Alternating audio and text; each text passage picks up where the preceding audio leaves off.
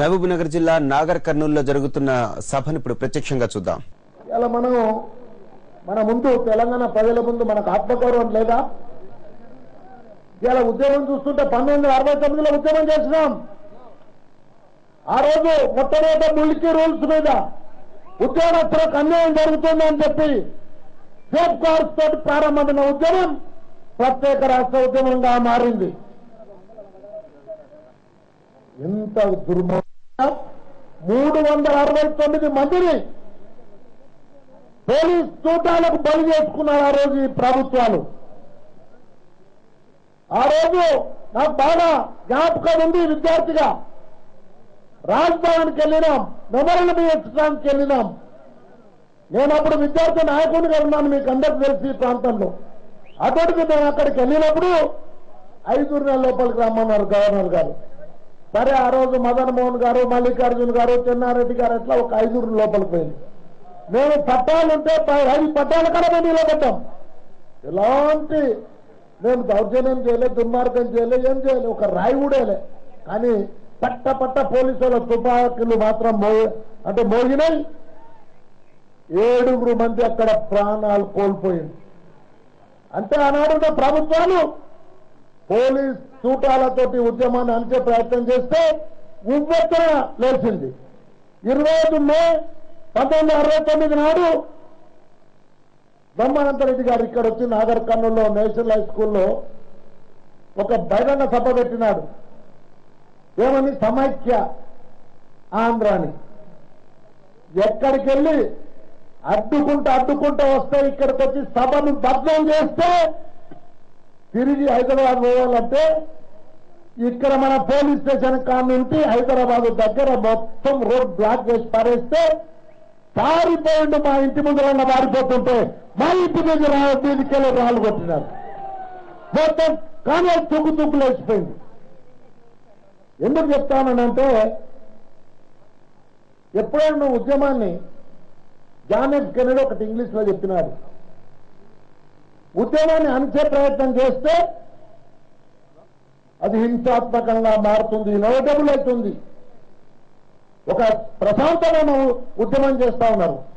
ఆనాడు ఉద్యమానికి ఈనాడు ఉద్యమానికి చాలా తేడా ఉంది. ఆనాడు ఉద్యమం హింసాత్మకంగా కొంత సాగితే ఈనాడున్న ఉద్యమము చాలా పీస్ఫుల్ గా జరుగుతూ ఉంది. ఎక్కడ ఒక చిన్న సంఘటనలు లేవు. ఆత్మ బలిదానాలు చేసుకుంటున్నారు. కానీ ఈరోజు ఎవరు కూడా ఒకరిని హింసించడం కూడా లేదు.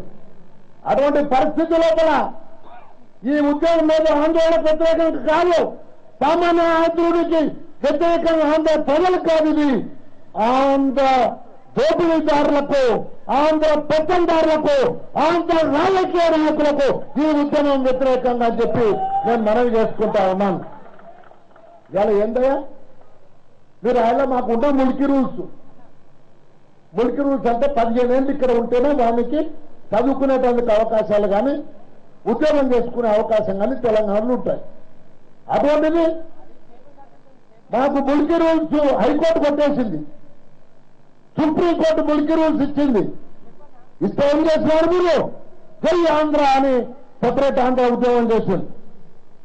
జై ఆంధ్ర ఉద్యోగం చేస్తే ఎప్పుడు కూడా వాళ్ళు ఎక్కున్నారు కాబట్టి మనం తక్కువన్నాం కాబట్టి విమర్శలు చూపించి వాళ్ళ వైపు మొక్కి సర్కారు ఇందిరాగాంధీ గారు వాళ్ళు మనకున్న ముల్కీ రూల్స్ ను కేంద్ర పార్లమెంట్ ఆమోదం చేసి బిల్లు చేసింది. అటువంటి ముల్కీ రూల్స్ ను మొత్తం క్యాన్సిల్ చేసేసి 6 పాయింట్ ఫార్ములా పెట్టింది. ఆ 6 పాయింట్ ఫార్ములా అమలైందా? ఏ ఫార్ములాలు పనిచేయడం లేదు. 6 పాయింట్ ఫార్ములా అమలు అవుతలేదని సిస్టమ్ చేయించినారు. అది అమలైందా? అది కాలేదు. అది కాకపోతే గిరిజన కమిషన్ రిపోర్ట్ ఇచ్చినారు, అది అమలు కాలే. ఇక నేను అడుగుతా ఉన్నాను ఈ సీమాంధ్ర నాయకులను, అరే సమైక్యంగా ఉందాం అంటే మనం దోసుకోనికే మీరు సమైక్యంగా ఉండాలా? మా నీళ్లు దోసుకునే సరిపోదా? మా భూములు కాజేసి సరిపోదా? మా ఉద్యోగాలు కొల్లగొట్టింది సరిపోదా? ఇక సాగనీయం. ఈ నాగర్ కర్నూలు సభకెళ్ళి చెప్తా ఉన్నాం, ఇక మీ ఆటలు సాగనీయం. ఇక చాలు.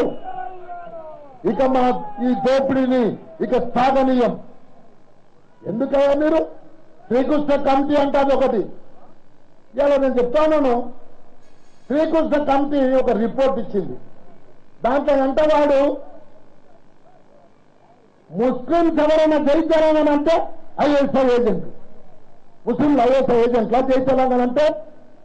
ఏ ఖబర్దార్, ఈ శ్రీకృష్ణ కమిటీ మెంబర్లకు ఇక్కడికి వెళ్ళి వార్నింగ్ ఇస్తా ఉన్నాం.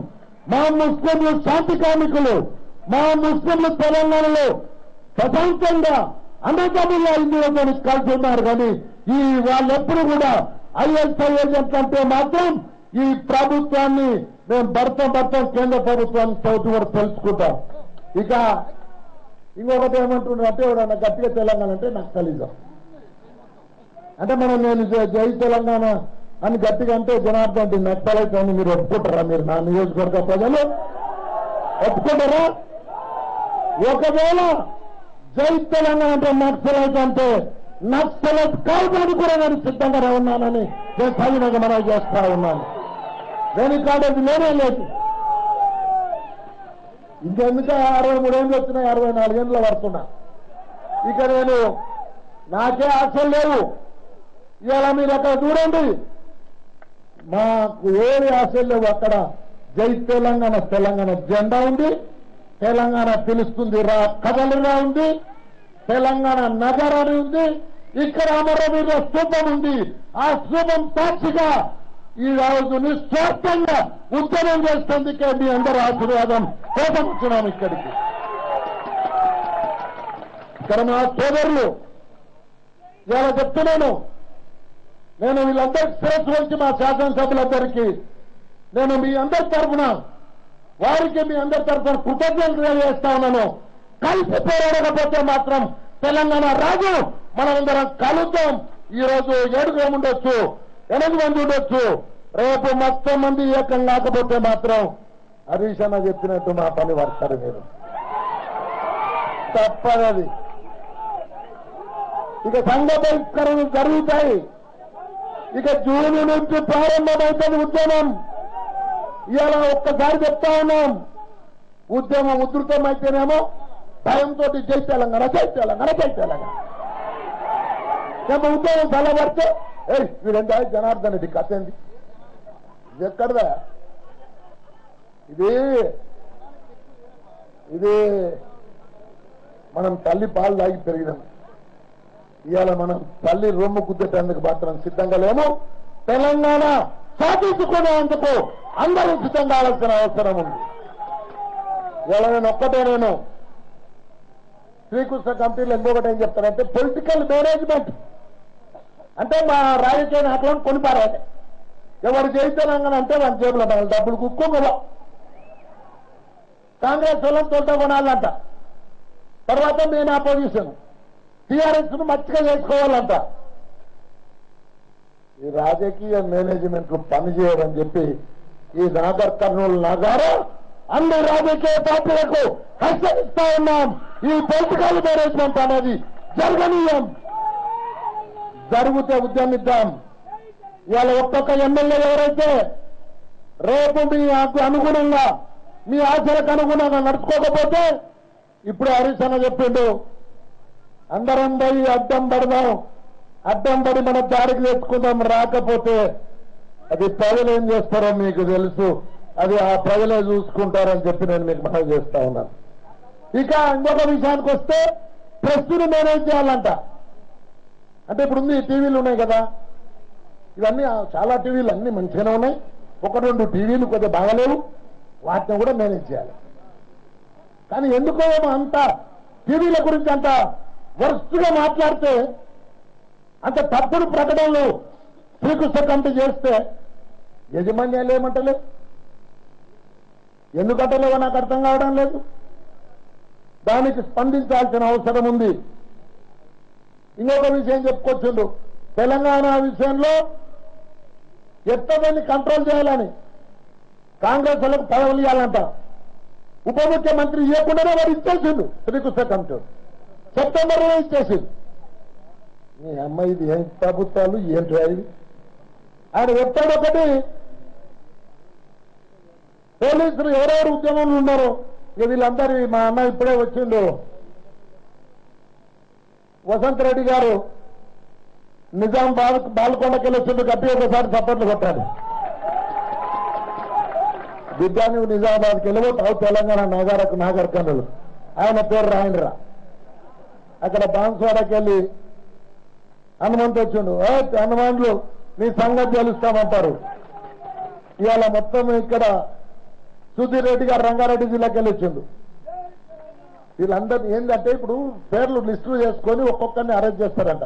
అయ్యా పోలీసు వాళ్ళు మీకే లాభం అవుతుంది, తెలంగాణ వస్తే మీకే లాభం అవుతుంది, మీరు గుర్తు పెట్టుకోండి. ఇవాళ నేను ఒకటి చెప్తున్నాను, ఈ ఉద్యోగస్తులకు కూడా అర్థం కాదు వీళ్ళది. ఒకటి 6 ఇప్పుడు జోనల్ సిస్టంలా ఏ జోన్కి ఆ జోనే రిక్రూట్మెంట్ జరగాలి. అట్లా జరగకుండా ఏం చేస్తున్నారంటే దుర్మార్గ ప్రభుత్వాలు అయ్యా ఏం చేస్తున్నారంటే మెల్లగా మొత్తం కలిపి ఒక్కటిసారి ఎగ్జామ్ పెడతారు. 30% మొత్తం కలిపి మొత్తం బెనిఫిట్ తీస్తారు. వాడు అప్లికేషనే లేదు ఆ జోన్లో, వానికి ఉద్యోగం ఎట్లా ఇస్తారా అని చెప్పి మననే అడిగినా బీజేపీ ప్రశ్నించినా అవసరం వస్తే కోర్టుకు పోతాను, అడ్డం పడతాను. తెలంగాణలో 14F అన్నారు కానీ 14 మొత్తం తొలగించి ఈ ఉద్యోగస్తులకు న్యాయం జరిగేంత వరకు ఈ నాగర్ కర్నూలు నగర పోరాడుతూనే ఉంటుంది. ఈ తెలంగాణ నగరం అవుతుందో ప్రతి కాన్స్టిట్యూన్సీలో కూడా మనం పెట్టుకొని పోరాటం కొనసాగిద్దాం. ఇక పోలీసులు ఏం తుపాకులు వాడాలి, ఎట్లా వాడాలి అంటే వాడు తుపాకి గాలిస్తే ఎదుటోడు చచ్చిపోకూడదంట, భయపడి దెబ్బలు తగిలి తావకుండా వాడాలంట. అరే నీ అమ్మ వీడికి శ్రీకృష్ణ కమిటీ అది లుచ్చా కమిటీ అదేమన్నా కమిటీ అది